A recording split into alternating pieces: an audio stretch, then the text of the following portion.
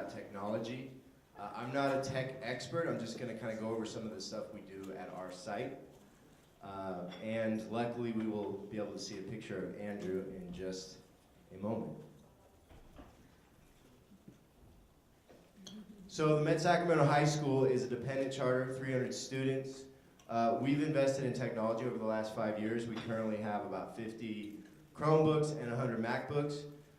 Here's a picture of Andrew with some of our students back when Andrew was a staff member at the Met. We are rolling towards Chromebooks because MacBooks are too expensive. About me, I'm a first-year principal. I was an advisor for 9 years. I'm not a tech nerd. I do appreciate its importance, and I think it's kind of an equity issue. It sort of evens the playing field for students when you're able to provide them with technology to access all of the things that we're trying to get them to access. A few things to note, infrastructure. There's no point in investing in technology if you don't have a good wireless setup.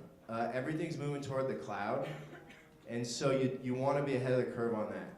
So if you need to do that, that's the first thing to invest in, I would suggest. Another thing is having a tech-savvy staff. And a staff that's comfortable with technology, you have to sort of assess that and move accordingly. It is a changing world, though, and technology is a huge part of it, obviously. And I've never done that on the toilet with my computer. Okay. A lot of people, when they think about devices, they go right to the iPad. They just go iPad. LA did it. That's not necessarily a bad thing. It depends on what you're looking for. If you're just consuming, if you want your students consuming stuff, that's good. But if they're creating, you want to have laptops, Chromebooks, desktops, and it's definitely something to consider before you just jump. We have our own Google email system, metsacramento.org. That's a powerful thing. First of all, it teaches students to start uncoupling work from pleasure, but also we use it for accountability a lot, where students email when they're having issues or they do something wrong. They email people and are very transparent about it. It's a very powerful thing. Google Calendar, everybody knows what Calendar is. One thing I'd like to highlight that we use it for is scheduling rooms. If I create an event for this Saturday at 1 o'clock and I can schedule the pick-me-up room in Google Calendar, and then when other people create an event, they will see that they cannot use that. Another thing that you've probably all heard of is Google Docs, spreadsheets and presentations. Probably don't need to go into that because you probably know about it. If you don't, definitely look into it. We use this as our primary vehicle to communicate about curriculum and all the documents that we use at our school. This Google Sites is basically part of Google Docs. You can create websites. This is a website I created for parents.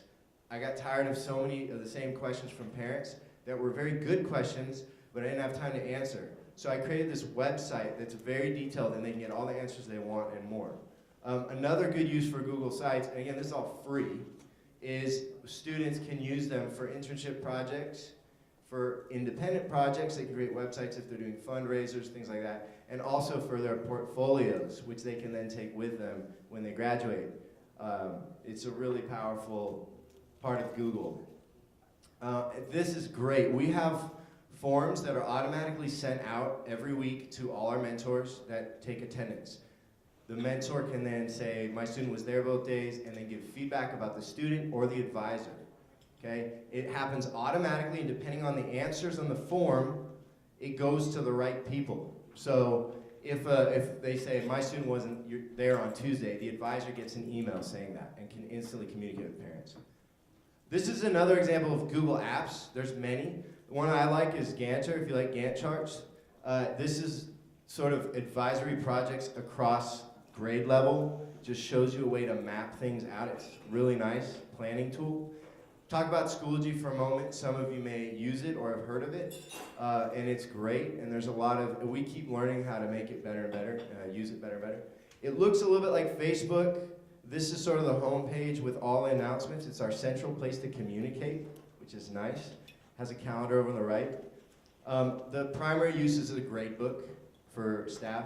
All my staff members, regardless of their level of technology, have found it easy to work with. I highly recommend looking into it. It's pretty intuitive. Lots of powerful things you can do. You can create individual assignments for students, like projects and things like that, that will become part of their grade. This is the parent view of it and the student view. It breaks everything down by assignment, due date, grade, comments the advisor made, etc. It just, that transparency is really important so that everyone's on the same page. It's also just really great for data to talk to parents. And one final thing I'll say about Schoology that's really great is the discussion tool. I find a lot of students that are intimidated with literacy, maybe they're poor readers and poor writers. A discussion forum online is a nice way for them to engage because they have to produce a short amount of writing, but they know it's going to be read by their peers. So they take their time and they do it right, and they can also read other posts. It's a really cool tool. We use it a lot. And then just, again, another thing that Schoology does is it provides you with analytics so you can see how people are using it. And it's very intuitive. Just a couple other things. Pretty much, my experience is if you think of something that there might be a technological answer for, it's probably out there. I'm going to highlight two very quickly. Issue, you can upload PowerPoints or PDFs into a magazine format. Students think it's super cool. And Educreations, you can make a presentation with drawings and pictures. You can then embed those into Schoology, for example, as an assignment. So it's really powerful. If you have any questions, again, I'm not an expert. I want to reinforce that, but you can certainly send me an email or come chat with me at some point. And the next presenter has to admit something to you all, so I'm just going to leave you hanging on that. Something very dear to me. Thank you.